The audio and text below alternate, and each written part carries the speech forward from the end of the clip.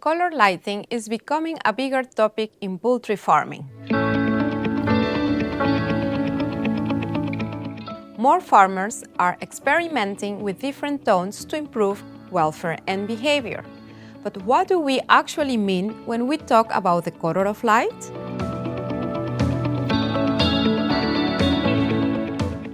The color of light is expressed in color temperature, measured in Kelvin. A higher temperature like 6000 Kelvin contains more blue tones. A lower temperature around 3000 Kelvin shifts toward red. Choosing the right color helps birds feel comfortable, reduces stress, and supports better performance. When the spectrum fits the animal's needs, the whole house benefits.